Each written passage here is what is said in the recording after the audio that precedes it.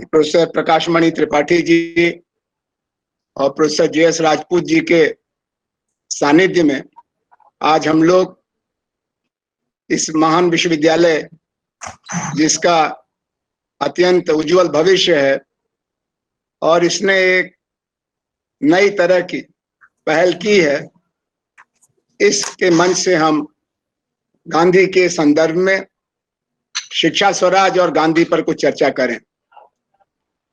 Professor Rajput ने, जो हमारे विद्यार्थी जीवन में प्री यूनिवर्सिटी में फिजिक्स के शिक्षक भी थे, आपको गागर में सागर भरा है। इससे पहले आपके आदरणीय कुलपति जी ने बड़ी व्यवस्थित प्रस्तुति गांधी के विचार की, उसके दार्शनिक आधार की और उसकी प्रासंगिकता की। मैं अगले 20 मिनट में आपके सामने 9 बिंदुओं को रखना चाहता हूं। पहली बात तो यह कि गांधी का जो शिक्षा स्वराज में योगदान था वो इस माने में अनूठा था कि उन्होंने हमारी प्राथमिक शिक्षा, प्रौढ़ शिक्षा और उच्च शिक्षा के बीच में एक वैज्ञानिक संतुलन बनाने का प्रयास किया।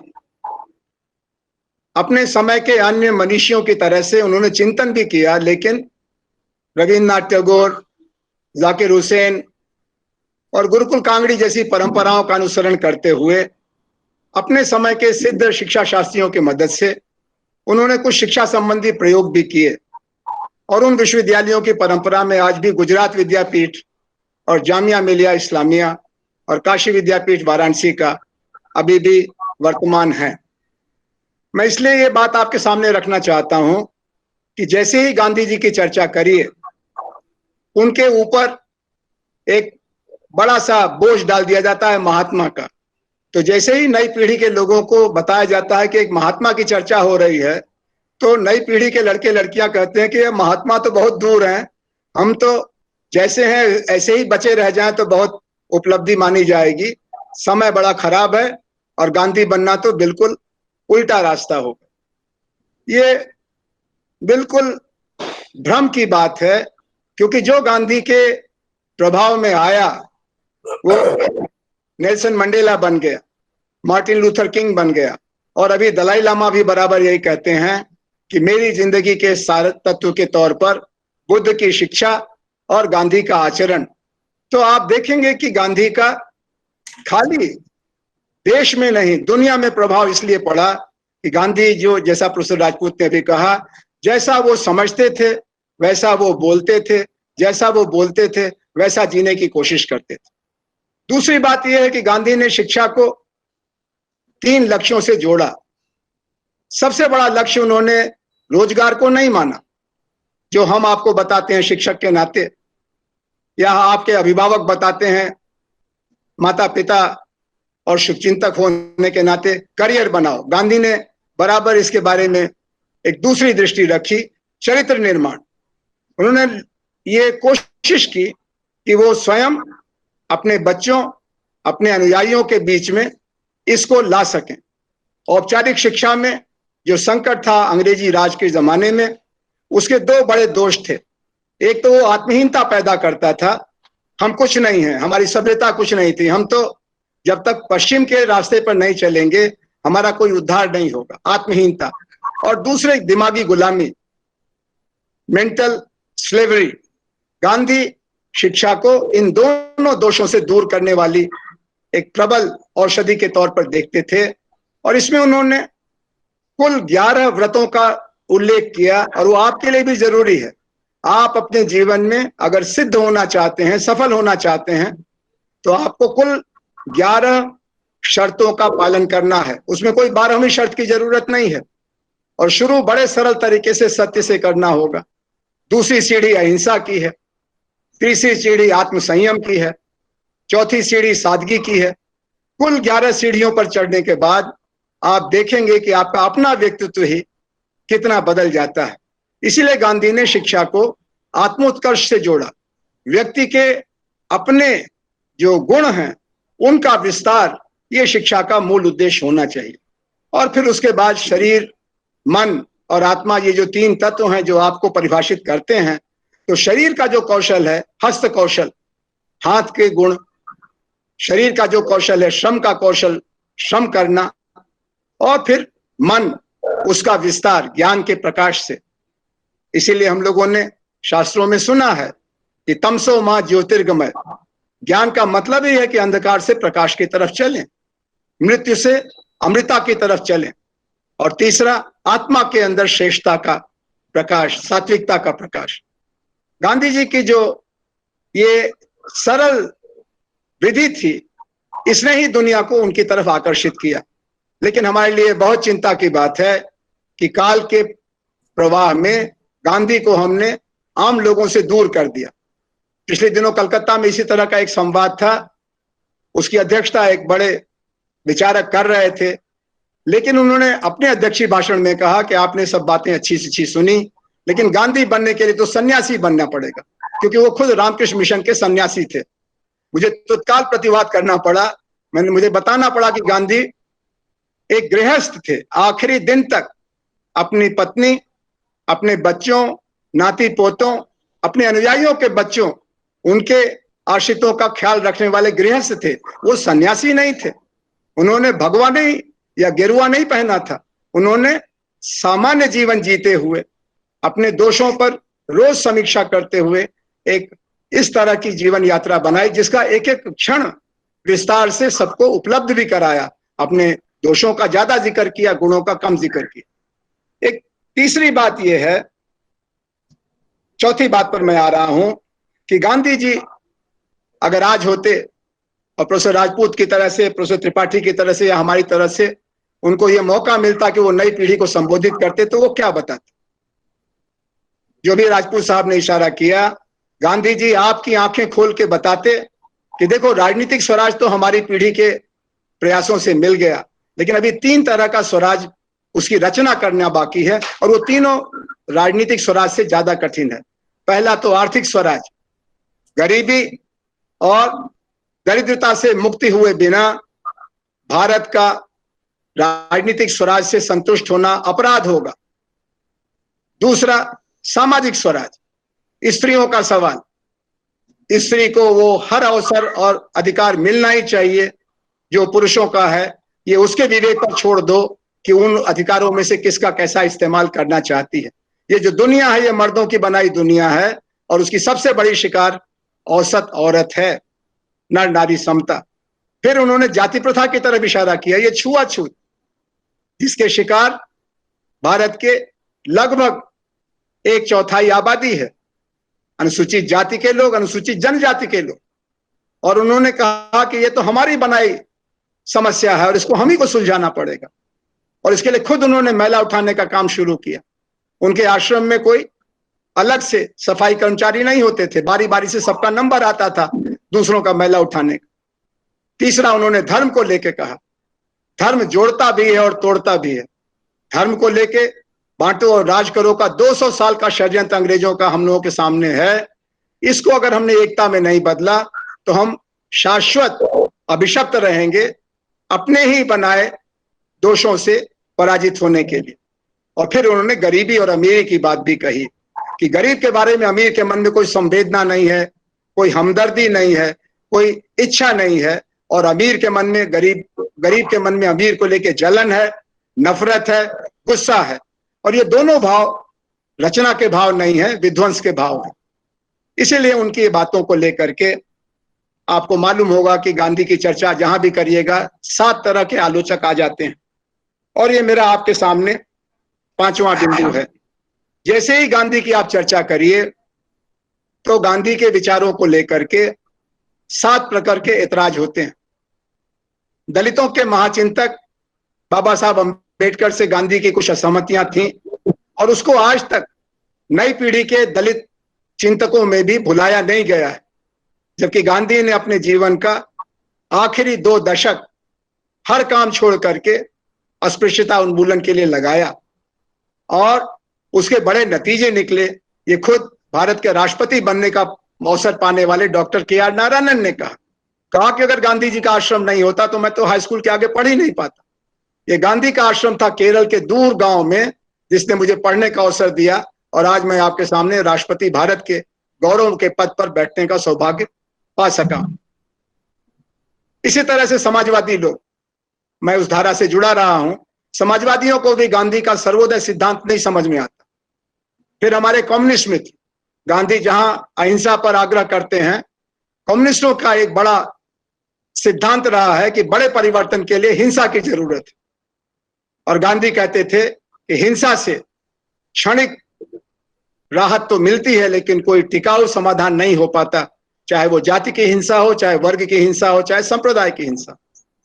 गांधी से इतराज करने वाले उनके निकटतम अनुयायियों में से जो बाद में राष्ट्र के नायक भी बने, वो लोग भी थे जो समझते थे कि गांधी जी भारत को बैलगाड़ी के युग में ले जाना चाहते हैं, जबकि जमाना मोटर गाड़ी और हवाई जहाज का आ गया।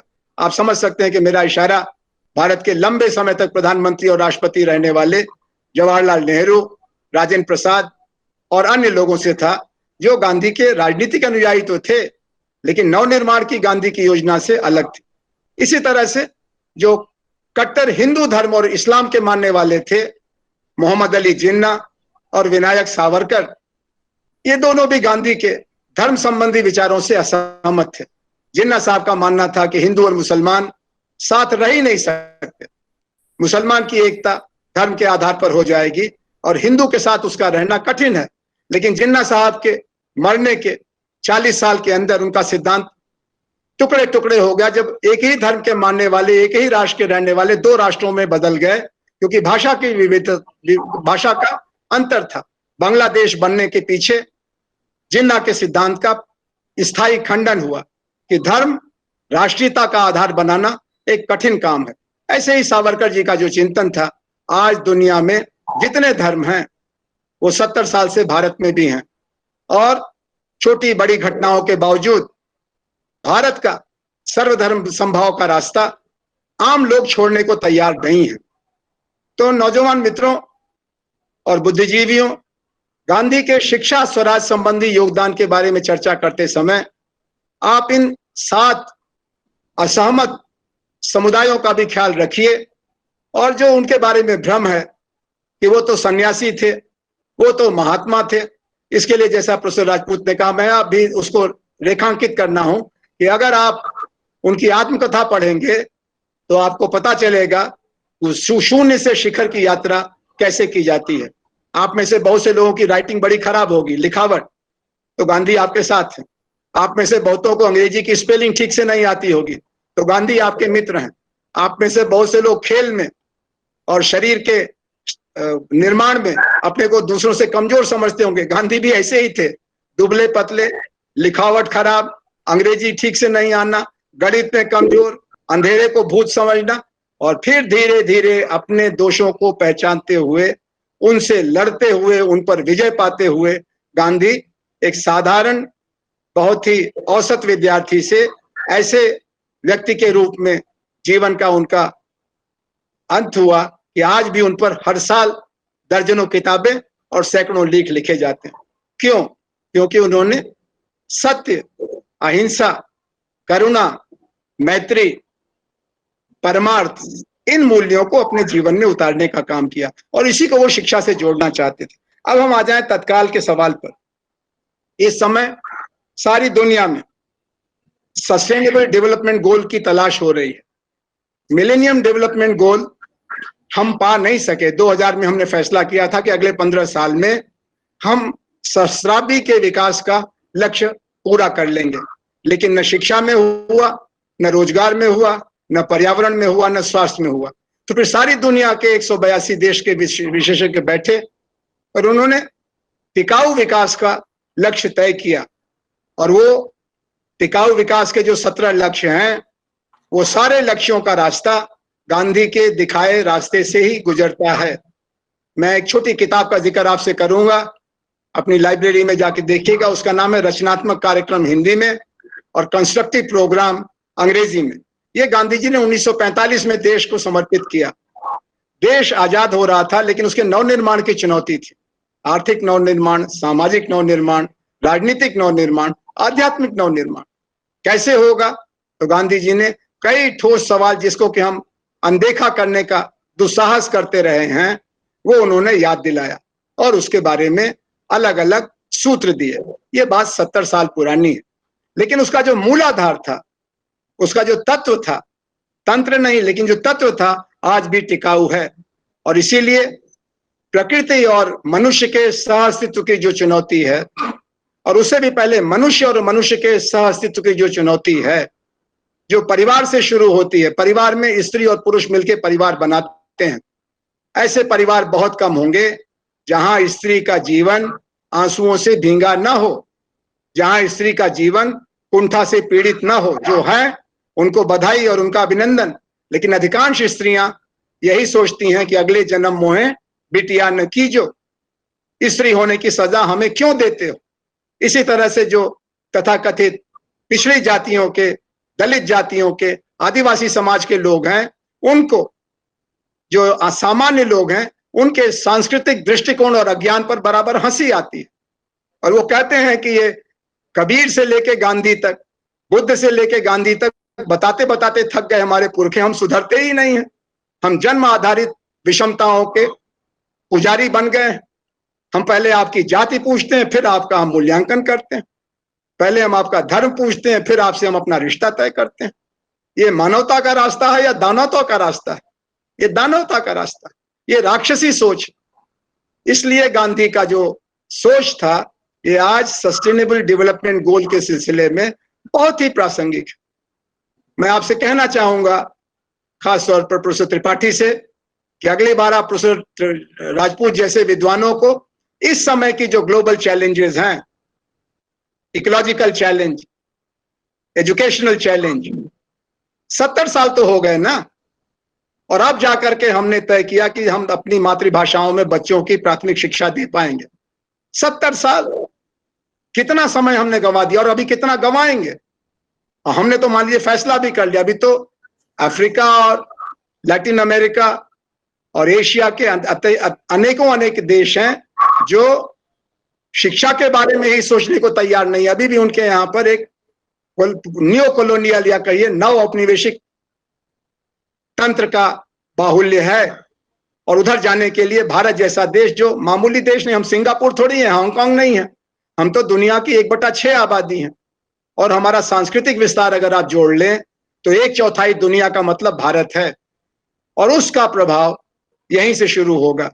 और आप जैसा विश्वविद्यालय दुर्लभ है, आदिवासियों को केंद्र में रख करके बनने वाले बहुत कम विश्वविद्यालय, जबकि आबादी में उनका 8% है।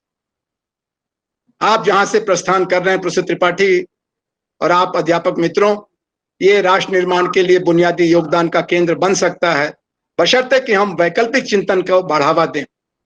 मैं अपनी बात खत्म करते समय श्रोता समाज से 4 छोटी किताबों को देखने का आग्रह करूंगा। एक है उनकी आत्मकथा, जो इस भ्रम को तोड़ेगी कि गांधी पैदा ही हुए थे संत और महात्मा। वो आप ही जैसे, हमारे जैसे सहज मानव थे। चोरी, छिप के मांस खाना, नौकर की जेब से पैसा चुरा के बीड़ी खरीदना, पिता से झूठ बोलना, जो हम आप करते गुजर चुके हैं और आज तक उसकी हमको कुंठा रहती है। गांधी उस सब रास्ते से गुजरे। शरीर के सुख के प्रति आसक्त होना, बहुत जबरदस्त आत्म मंथन से गुजरना, और फिर धीरे धीरे करके ब्रह्मचर्य के बारे में एक संकल्प लेना। ये सारा कुछ जो हमारा आपका जीवन का सच है, वही गांधी का भी सच था। इसलिए गांधी बिल्कुल सहज हैं। उनको महात्मा के उस बड़े गुंबद से उतार के नीचे लाई अपने पास, और उसका तरीका उनकी आत्मकथा को पढ़ने का। दूसरा, जो देश है उसको समझने के लिए, हालांकि किताब अब 70 साल पुरानी हो गई, लेकिन रचनात्मक कार्यक्रम नामक पुस्तिका को लीजिए, पढ़िए और खुली आंख से देखिए कि जो सवाल 70 साल पहले छोटे छोटे थे, आज वो विराट विश्व वृक्ष बन चुके हैं हमारे जीवन में, और उनसे देश को मुक्ति दिलाना हमारी जिम्मेदारी है। अगर अनदेखी करेंगे तो पांव में कांटे गड़ेंगे और आपको समझ में नहीं आएगा कि भारत का नव निर्माण करने का रास्ता किधर से है, जिधर कांटे पांव में न गड़े। चाहे वो नेता हो, चाहे वो प्रशासक हो, और चाहे वो अरबपति खरबपति हो, ये आनंद का जीवन जी रहे लोग हैं, जो सहज जीवन जी रहे लोग हैं, वो आज की नई पीढ़ी के लोग हैं, जिनकी आबादी में 65% है। और उनके साथ मित्रवत उनकी बाह पकड़ के आगे ले चलने वालों में से गांधी का नाम जरूर प्रासंगिक है, ये आप ध्यान रखिएगा। एक और किताब उनकी छोटी सी है, वो आरोग्य का रहस्य। आप में से बहुत से लोगों को अंदाज नहीं होगा, लेकिन जीवन का आधार आपका शरीर है, और इस शरीर के प्रति जितनी जल्दी आप सजग हो जाएंगे, उतना ही आपके मन के लिए, आपके बुद्धि के लिए, आपकी ज्ञान साधना के लिए अच्छा रहेगा। और वो भी गांधी का एक विनम्र निवेदन और अपने जीवन से लिया हुआ एक तरह का सबक था। तो मैं आपसे धन्यवाद के साथ ये कहूंगा कि व्याख्यान माला बहुत अच्छा काम है। 150 साल गांधी के हुए। कई कारण ऐसे हैं जिसके कारण समय बीतने के साथ गांधी हमारे ज्यादा नजदीक आ रहे हैं, एक चिकित्सक के रूप में, एक अभिभावक के रूप में। हम जैसे अपने पिता माता से ज्यादा नहीं बात करते, दादा दादी से ज्यादा सीख पाते हैं, ज्यादा स्नेह मिलता है और वात्सल्य मिलता है, वैसे ही गांधी का और आपका रिश्ता है। आइए हम आपका आह्वान करते हैं कि गांधी को समझने की अपनी कोशिश करिए, और गांधी के बहाने उस समय के जितने मनीषी थे जिन्होंने देश को गुलामी के अंधकार से स्वतंत्रता के प्रकाश तक पहुंचाया, जिसमें रविन्द्रनाथ टैगोर हैं, स्वामी विवेकानंद हैं, नेताजी सुभाष हैं, और भी ढेर सारे लोग हैं। एक बार जब आप गांधी की बाह पकड़ेंगे तो एक नए मेले में आपका स्वागत होगा। मैं आपको फिर से बधाई देता हूं और अपनी तरफ से हार्दिक धन्यवाद देना चाहता हूं।